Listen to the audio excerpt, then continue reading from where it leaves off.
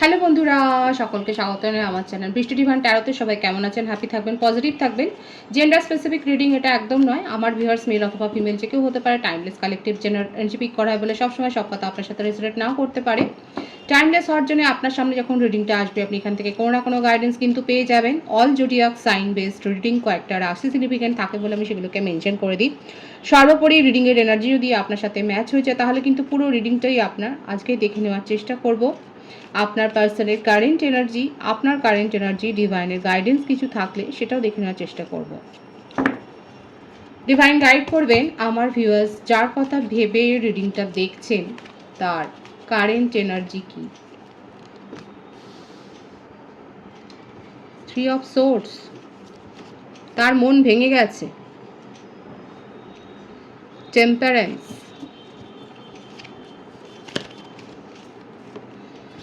খুব ভালো। 4 of swords, queen of wands,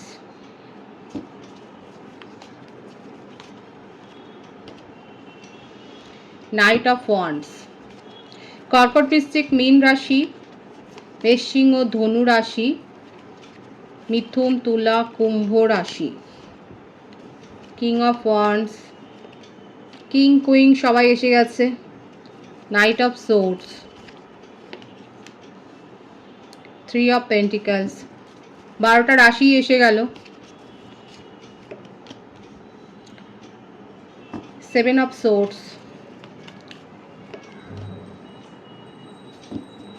the chariot, bottom of the deck, 10 of wands, 6 of কাপসও আছে। বার্থডেটটা আগে বলে দিই, 3, 14, 4, 7, 6, 10, 24, 15, 12, 21, 30, 25, 16। এই বার্থডেটগুলো দেখা যাচ্ছে আপনার বা আপনার পার্টনারের হতে পারে, কিংবা কোনো বিশেষ ইভেন্ট হয়তো থাকতে পারে। বার্থ মান্থ যেটা বেশি এসছে October, January, June, March, July, April, December, May, এই মাসগুলো বেশি দেখা যাচ্ছে। রাশি হিসেবে বৃষভ রাশি আর কর্কট রাশির ভাইবস কিন্তু মেন আছে, কিন্তু 12টা রাশি এখানে এসছে।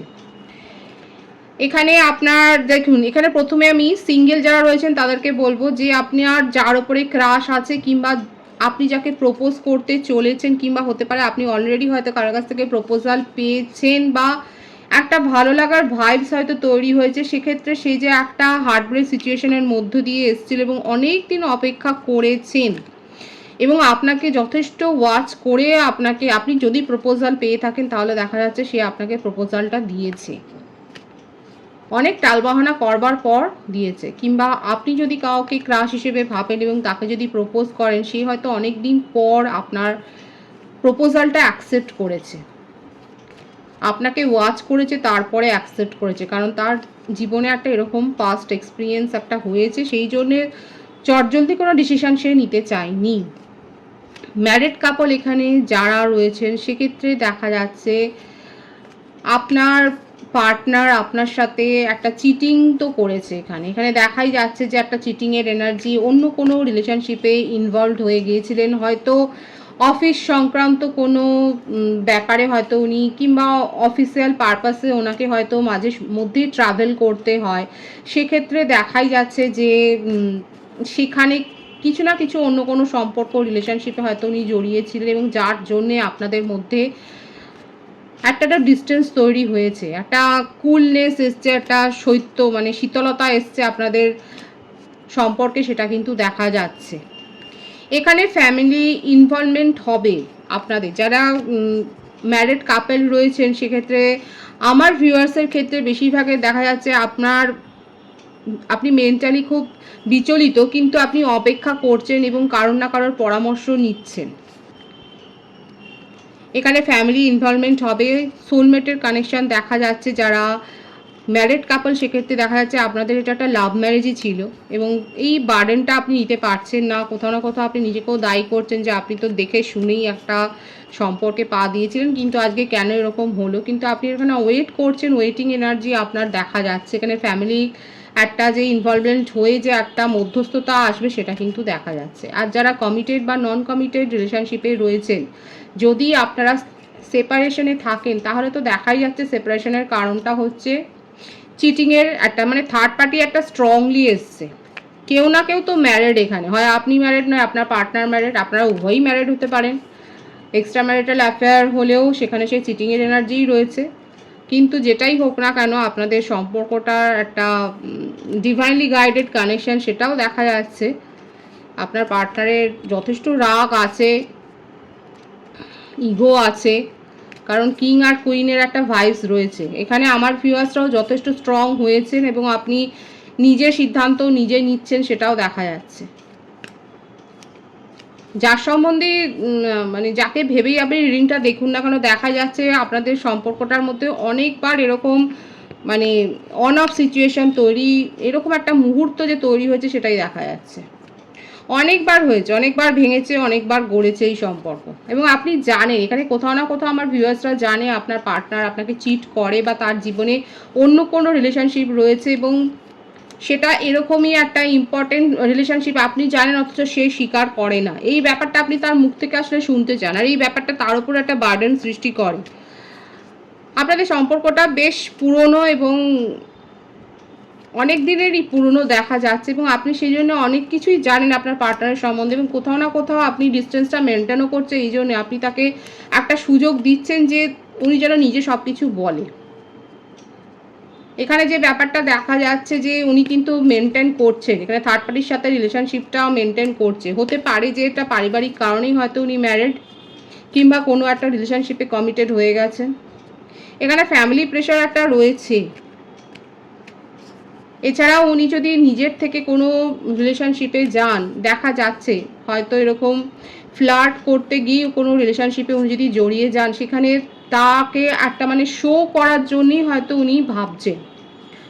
এখানে একটা কম্প্যারিজন এসে যাচ্ছে, আপনার সাথে কম্পেয়ার করেই তাকে একটু উনি প্রায়োরিটি দিচ্ছেন। এবার আপনার আমার ভিউয়ার্সের ক্ষেত্রে মনের মধ্যে একটা নিশ্চয়ই প্রশ্ন তৈরি হবে আপনার সাথে কম্প্যারিজনটা আসে কি করে। এখানে দেখা যাচ্ছে যার সাথেই উনি ইনভলভড হোক না কেন সে যথেষ্ট প্রতিষ্ঠিত। মোস্ট প্রবাবলি হতে পারে ওয়ার্ক প্লেসে কোনো সম্পর্ক তৈরি হয়েছে এবং তিনি তার সুপেরিয়র, যার সাথে রিলেশনশিপে আসুক না কেন এখানে একটা প্রিভিলেজের ব্যাপার দেখা যাচ্ছে এবং সেই জন্যই একটা শো অফ করার জন্য এই সম্পর্কে উনি গেছেন এবং আস্তে আস্তে করে সম্পর্কটা একটা পরিণত হয়েছে, একটার মধ্যে একটা পরিণতি এসছে। উনি সেখান থেকে বেরোতে পারছেন না, এখানে দেখাই যাচ্ছে বার্ডেন ক্রিয়েট করলেও উনি বেরোতে পারছেন না। আপনার শুনতে খারাপ লাগলেও দেখা যাচ্ছে যখন সেখানে কিছু মনোমালিন্য হয়, যখন সেখানে কোনো কন্ট্রাডিকশন হয়, তখন আপনার কথা ওনার মনে হয় এবং তখন কিন্তু আপনার কাছে সারেন্ডার করে, তখন আপনার সাথে আসে, আপনার সাথে, কারণ এটা আপনাদের একটা ডিভাইনলি গাইডেড কানেকশন এবং অনেক দিনের চেনা জানা। আপনারা বলবেন এখানে দেখা যাচ্ছে আপনি তাকে চেনেন, তার জীবনে একাধিক সম্পর্ক ছিল, সেই সম্পর্কের কথা আপনি জানেন এবং এই যে রিলেশনশিপটা এটা নিয়ে আপনারও মাথা ব্যথা যে এইখানে কেন এতদিন ধরে রয়েছে। বলবেন যে আপনার হয়তো মনে হচ্ছে যে এরকম রিলেশনশিপ তার জীবনে এসেছে গেছে কিন্তু কোথাও স্টে করেনি, কিন্তু এটা স্টে করছে কেন। ওয়ার্ক প্লেস কিন্তু হতে পারে, এখানে দেখা যাচ্ছে আপনার পার্টনার কি আর্মিতে রয়েছেন বা পুলিশে কিংবা দমকল বা এই ধরনের কোনো টিচার হতে পারেন বা প্রফেসর বা এই ধরনের কোনো ইনস্টিটিউশনে দেখা যাচ্ছে যথেষ্ট একটা পাওয়ারফুল পজিশনে আছেন এবং যার সাথে ইনভলভ হয়ে থাকুন না কেন সেও যথেষ্ট পাওয়ারফুল পজিশনে রয়েছে।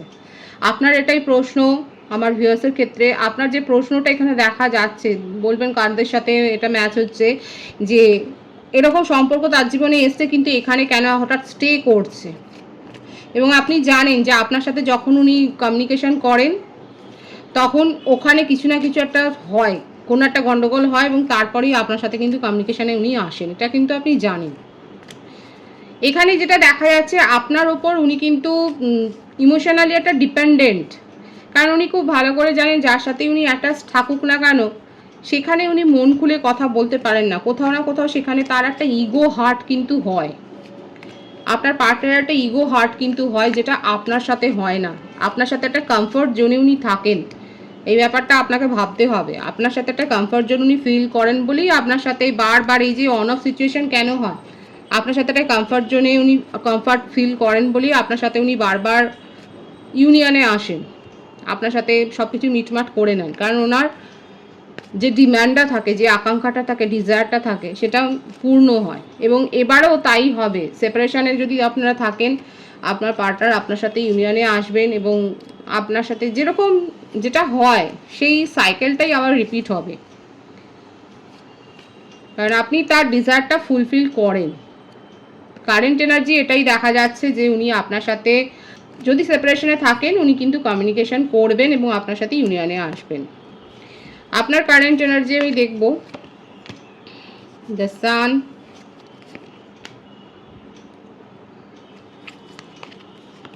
Four of পেন্টিক্যালস, queen of পেন্টিক্যালস, ten of swords. আপনার ক্ষেত্রে যেটা দেখা যাচ্ছে, আপনি এখন নিজেই বুঝতে পারছেন যে আপনার অতিরিক্ত পজিটিভনেস, আপনার এই যে মেনে নেওয়া, এই অ্যাডজাস্ট করে নেওয়াটাই আপনাকে বিপদে ফেলেছে বারবার। বলবেন এখানে এটাই দেখা যাচ্ছে, আপনি যে তাকে এতবার সুযোগ দিয়েছেন, এই আপনার যে ভাইবস ওনার থেকেও দেখা যাচ্ছিল, সেটাই কিন্তু এখানে রিপিট হলো। এখানে আমার ভিউয়ার্সের ক্ষেত্রে দেখা যাচ্ছে কালেকটিভলি আপনি তার সাথে এতটা অ্যাডজাস্ট করেছেন, তার এই স্বভাবটাকে এতটা মানিয়ে নিয়েছেন, এখন আপনার মনে হচ্ছে, রিগ্রেট হচ্ছে কোথাও না কোথাও, যে আপনি এটা করে আখেরে নিজেরই ক্ষতি করেছেন এবং বারবার আপনি নিজেকেই হার্ট করেছেন, আপনি নিজে ইমোশনাল লস ফিল করেছেন, কিন্তু আপনাকে বোঝার বা দেখার কেউ ছিল না।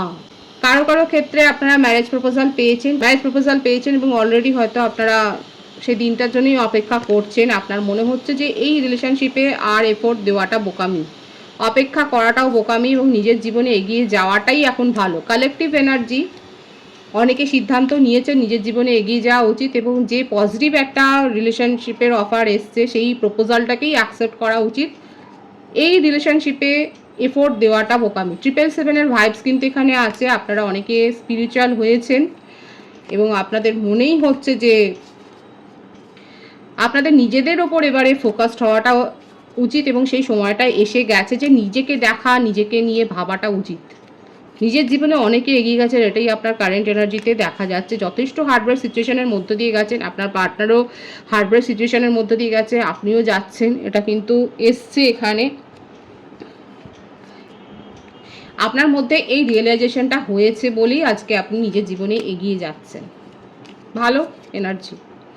ডিভাইনের গাইডেন্স দেখবো আপনার জন্য কি আছে। সোলমেটের প্রপোজাল আছে, এফোর্ট দিতে হবে নিজের কাজে। প্রফেশনাল লাইফে আপনাকে এফোর্ট দিতে হবে, এফোর্টটা দিলে আপনি অ্যাবেন্ডেন্স আপনার জীবনে আপনি নিজেই ক্রিয়েট করবেন। আর যারা এখনও একটা ডিপ্রেশনের এনার্জিতে রয়েছেন, ওভারথিঙ্ক করে যাচ্ছেন, তাদেরকে কিন্তু ডিভাইন সতর্ক করছে, কারণ আপনার কাছে ও মাই গড আপনার ভাগ্য পরিবর্তনের সময় এসছে, লাকের কার্ড এসছে, ডেস্টিনি। সোলমেটের প্রপোজাল পাবেন, 2 অফ কাপস মানে বুঝতেই পাচ্ছেন দ্য লাভার্স আছে। সোলমেটের প্রপোজাল পেতে পারেন, কিন্তু আপনি যদি এইভাবে নেগেটিভ এনার্জিতে থাকেন তাহলে কিন্তু কিছুই অ্যাবেন্ডেন্স আপনি রিসিভ করার মতো জায়গায় থাকবেন না। নিজেকে হাই ভাইব্রেশনে নিয়ে যান, নিজের মাইন্ডসেটকে পজিটিভ করুন এবং আপনার কাছে যে অ্যাবেন্ডেন্সটা আসতে চলেছে সেটাকে রিসিভ করবার মতো জায়গায় নিজেকে নিয়ে যান। খুবই পজিটিভ আছে এনার্জি।